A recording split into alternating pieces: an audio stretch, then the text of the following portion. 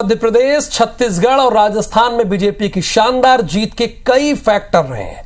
इसमें चुनावी मैदान में सांसदों वाली रणनीति का प्रदर्शन भी अविनाश बेहतर ही रहा है। बिल्कुल। और बीजेपी ने 4 राज्यों में 21 सांसदों को उम्मीदवार बनाया था, जिसमें 12 को जीत मिली, जबकि 9 सांसद हार गए। एमपी छत्तीसगढ़ में यह रणनीति इसलिए भी कारगर रही क्योंकि ज्यादातर ये सीटें वो सीटें थीं जहां बीजेपी का जो प्रदर्शन था पहले से खराब था।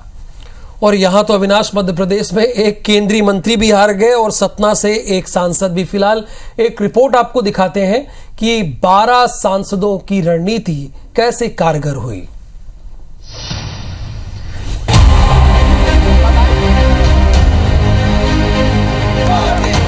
मध्य प्रदेश, छत्तीसगढ़ और राजस्थान के विधानसभा चुनाव के नतीजों से बीजेपी गदगद है। पार्टी की चुनावी रणनीति में वो दांव भी कामयाब रहा जिसमें सांसदों को चुनाव मैदान में उतारा गया। दरअसल 2024 के आम चुनाव में फतह के लिए बीजेपी ने 2023 को गंभीरता से लिया। पार्टी ने सांसदों को विधायकी का चुनाव लड़ाकर इस बात का संकेत दे दिया था कि वो इस चुनाव को हल्के में नहीं ले रही है। मैदान में मजबूत दावेदारों को उतारने की वजह यह भी थी कि मध्य प्रदेश में 18 साल की एंटी इनकम्बेंसी का डर था और लोकसभा से पहले बीजेपी राजस्थान और छत्तीसगढ़ के किले भी फतह करना चाहती थी। ऐसे में सांसदों पर दांव तो खेला ही गया। भाजपा ने प्रधानमंत्री मोदी के चेहरे को आगे रखकर चुनाव लड़ा। आइए अब जान लेते हैं कि चारों राज्यों में विधानसभा चुनाव लड़ने वाले सांसदों का प्रदर्शन कैसा रहा। मध्य प्रदेश में बीजेपी ने 3 केंद्रीय मंत्रियों समेत 7 सांसदों को चुनाव मैदान में उतारा। इनमें नरेंद्र सिंह तोमर ने दिमनी सीट से जीत दर्ज की। प्रहलाद पटेल नरसिंहपुर से विजयी रहे। राकेश सिंह ने जबलपुर पश्चिम से और राव उदय प्रताप ने गाडरवाड़ा से जीत का परचम लहराया। रीति पाठक ने सीधी सीट से जीत दर्ज की। हालांकि गणेश सिंह सतना सीट से और फग्गन सिंह कुलस्ते निवास सीट से हार गए। यह जीत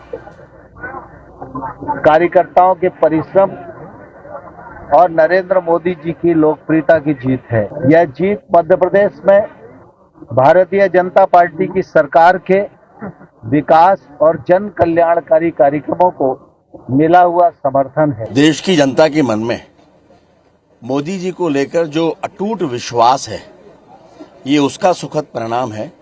तीनों राज्यों में मध्य प्रदेश, छत्तीसगढ़, राजस्थान में जो ऐतिहासिक जीत हुई है, इसने साबित किया है कि जनता माननीय मोदी जी के नेतृत्व को न केवल स्वीकार करती है, बल्कि वो ये चाहती है कि राज्यों में भी उसी दल की सरकारें हों। छत्तीसगढ़ में 4 सांसदों को चुनाव मैदान में उतारा गया था। इनमें गोमती साय ने पत्थलगांव से जीत दर्ज की। रेणुका सिंह ने भरतपुर सोनत सीट पर विजय पाई।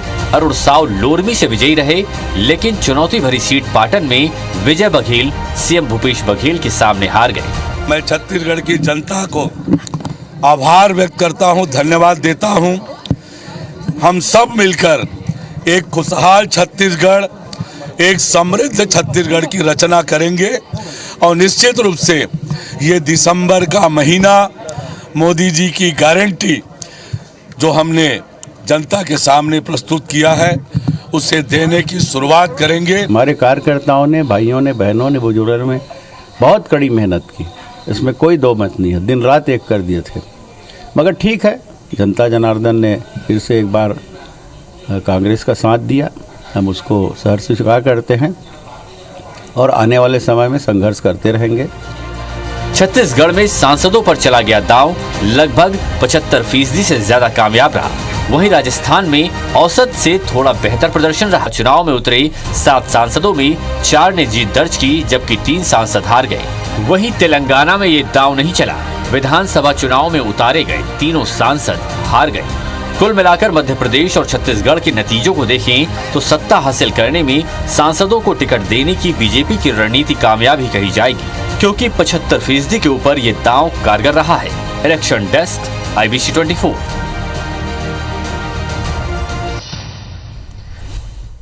तो अविनाश, कई बार प्लान बनाए जाते हैं, उसमें से कुछ कामयाब होते हैं और कुछ में कामयाबी नहीं मिलती है। तो 75% तकरीबन इनका प्लान कामयाब रहा है बीजेपी वालों का।